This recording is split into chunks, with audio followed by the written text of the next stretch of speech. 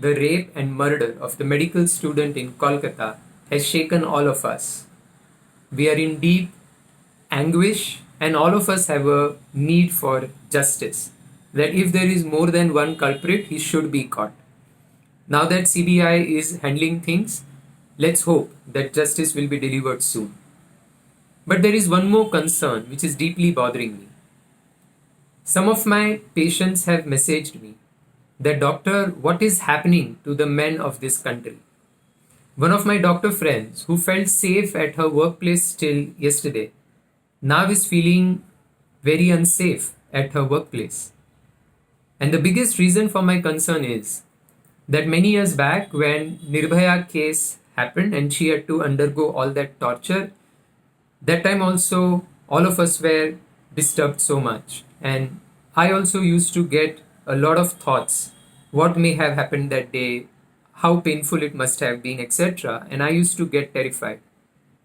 A lot of young adolescent girls at that time also had gone through the same emotional experience, and some of them had its impact on their sexual life. I'm a sexologist, and almost half my time I spend in helping couples who are dealing with a sexual problem called vaginismus. In vaginismus, whenever a husband and a wife attempt to have sex, the muscles around the vagina contract, because of which any attempt at penetration is extremely painful and they can't have sex. Why does this happen? One common reason is if that girl during her adolescent years has repeatedly got the message that sex is a bad thing, should not be done, one should not talk to boys, etc. And if this messaging has gone deep in her subconscious, then the subconscious starts contracting the vagina. Another common reason is that if there is fear about sex in the mind and a belief that sex is very painful for women, it's just that the husbands enjoy and therefore one has to do it, then also the subconscious contracts to prevent any sex from taking place. Why does this fear come in? Many reasons for that, but one reason is if some news of a rape has had a deep impact on that adolescent girl's mind, then also this can happen. Hence, now that this violent crime has happened in Kolkata and the news we all are going through repeatedly, I am concerned. Can this impact significantly the minds of adolescent girls now, and will some of them have vaginismus in future? I don't want this to happen, and therefore, even though this is a sexual issue, I am making a public video so that if there is any adolescent girl in your home, then you can help her take a balanced perspective on this whole issue so that she doesn't get harmed. So what can be done? Most importantly, reporting of such crimes should be done in a very sensitive way. Yes, truth should come out, and therefore it should come in the news. If there is a possibility that investigations are not being fair, someone is being shielded, then that also should be discussed in the news. But what were the details of the horror committed? Is that necessary to be known by everyone? Yes, the police, the judge, the relatives and friends of the victim who are fighting for the case, they should know it. But should the details of what all autopsy findings were there be known by all the kids and adults and everyone in the country? This time, even the photos of that victim after her death are being circulated on the internet. What is gonna be the impact of all this? In my opinion, if all news channels and all YouTube influencers keep talking about what are the horrifying details of the event, then I don't think that is a useful reporting. Secondly, there is a psychological concept called availability heuristic. It means that if we repeatedly hear a news, then we start believing that that particular thing is extremely common and the risk of that happening to me is also high, and then I develop a fear of that particular thing. Example, if I have repeatedly seen the report of a plane crash, then I can develop a fear of that and start believing that it is dangerous to travel in a plane. And then if I have to travel by the plane, I'll feel extremely anxious during the flight. Yes, this event which has happened with the doctor is extremely bad. We should be discussing it. We should be expressing our anger or whatever emotions we are feeling. However, repeatedly seeing the news about how bad and how horrible it was, how is that gonna help us or her family or anyone? So I would request, don't over consume the news which is coming. And secondly, we must try that our discussion on this topic is in a constructive direction. Example, rather than discussing the details of how horrible it was, if we focus on why something like this took place, what are the preventive measures we can take so that in future this will not happen to others, that will be a more constructive discussion in my opinion. Thirdly, we must make sure that we don't overgeneralize what has happened in our mind. Yes, there are some men who are abusive towards women, who commit crimes towards women, but majority men are respectful and helpful towards women. Example, just because some doctors write unnecessary investigations or do some malpractices doesn't mean that we start thinking that all doctors are bad, right? Majority doctors keep the patient's interest in the mind and keep working day and night without bothering about their own comfort and luxuries, etc. Similarly, majority men are nice human beings. They are understanding and respectful towards their partner, and even in the public, if they see that someone is bothering a girl, they come in between and protect her. And that is why majority of such crimes happen in the night or at a secluded place where others are not around. Those people who are involved with these protests of this crime, a lot of them are also men. Rapes do continue to happen in India as well as across the world.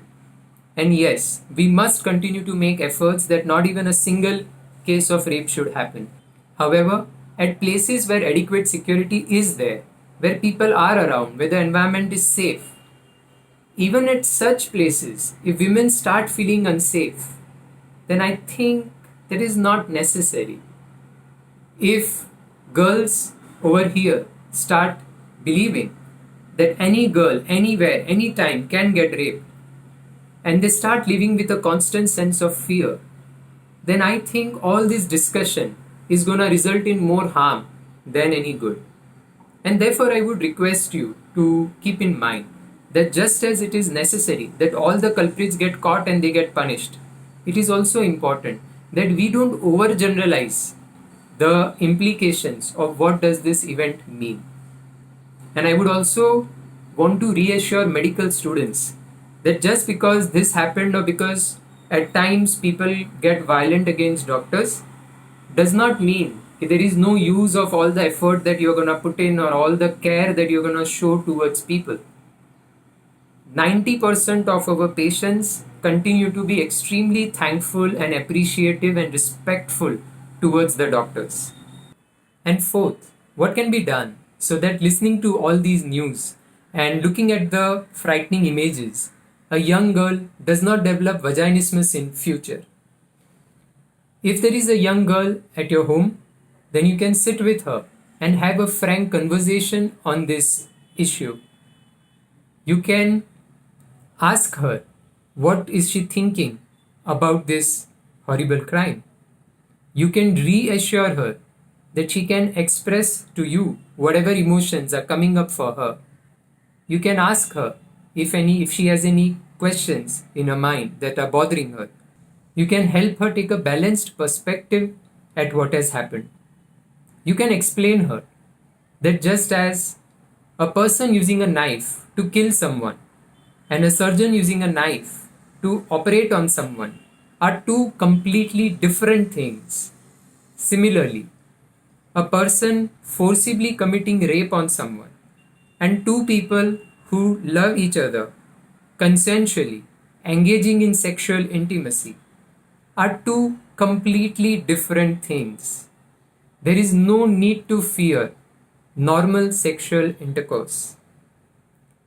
When done consensually, sex is not painful. When done with the right person at the right time, sexual intimacy is a very pleasurable experience which increases the bond between two people. All husbands are not selfish or cruel. Most husbands are very understanding of the needs of their partner and act as a very big support in their life. If her mind does not get filled with false prejudices now, then she would be saved from having to take months of counseling later on. But yes, that doesn't mean we should not do anything regarding what has happened. We all must definitely give a thought to what can be done to stop these crimes from happening and take some firm actions as well. What all can be done? There can be many thoughts on that. But there are three simple solutions which all of us must definitely give a thought to. One, security must be stepped up wherever required. CCTV should be there, etc. Second, girls should be taught karate, etc. so that they can do their self-defense whenever required. And third, we must put efforts to ensure that the prevalence of alcohol consumption decreases in our society. Now the third one, all of you may not be convinced. So let me explain. In the Nirbhaya case and the current case, the mindless violence, the cruelty which we saw, one of the reasons for that was that the criminals were intoxicated. Their ability to think, differentiate between what is right, what is wrong, had decreased. They were disinhibited. In this month only, I read another news wherein one person under intoxication of alcohol committed rape on his own daughter. In many surveys, it has been seen that in almost 50% cases of rape, the person committing the rape was intoxicated. It's only in advertisements of alcohol companies that people who drink alcohol are very brave and they protect women. But in real life, most crimes against women happen under the intoxicated state, impulsively, without thinking about the consequences. Friends, if we wish that crimes against women should decrease in our society, then we have no other option but to give a thought. How can we decrease the prevalence of alcohol consumption in our society? And therefore, one of the demands which doctor organizations put forth before the government after this crime was that in the areas surrounding hospitals and medical colleges, alcohol sale should not be allowed. But friends, sadly, in the last 2 decades, alcohol consumption has been rapidly increasing in our society. Well-educated people have also started thinking that it is normal to take alcohol. Friends, no one gets addicted by choice. Addictiveness is a physiological property of this substance and it can happen to anyone. Crores of individuals in India and across the world get addicted to this. And once addicted, alcohol destroys them physically, mentally, socially, financially, spiritually. So many women and children get assaulted every day in their own homes because of this substance. And yet, everyone keeps thinking that it won't happen to me. My family won't have to suffer because I am gonna drink in control only throughout life. Friends, I encourage you, please learn from the experiences of others. Don't let it happen to your family. I request you, please don't allow it in parties and marriages of your family. If we wish that crimes against women should decrease in our society, then we cannot continue to give this social acceptance or even social prestige to this whole idea of consuming this intoxicating substance. On one hand, a lot of actors, actresses, cricketers are doing advertisements for alcohol brands.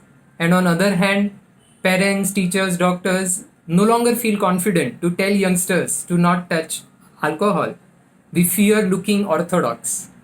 We don't need to force them but at least it is our responsibility to explain them once that this is an addictive poison. It's like hitting the axe on your leg, don't do it. If we are not willing to do even this much, then we also have responsibility that addictive substances are so rapidly increasing in our society.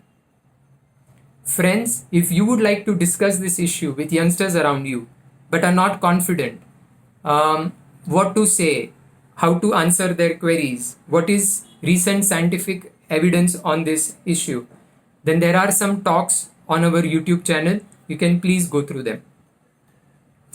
To conclude, if you also agree with me that in order to decrease crimes against women, we need to decrease the prevalence of alcohol use in our society, and especially if you are a person who commands respect in the society, then I appeal to you, please consider giving up alcohol. You may never get addicted to alcohol, but looking at you, a lot of people who regard you to be their role model will think that it must be normal, it is okay to drink alcohol, and they will get addicted probably. And also, I would appeal to all the state governments, please give up your addiction to the revenue which comes from the sale of alcohol. Rather than thinking how do we improve the sales of alcohol and our revenue, please focus on how do we protect the well-being of our citizens and how do we decrease the sale of alcohol. Jai Hind.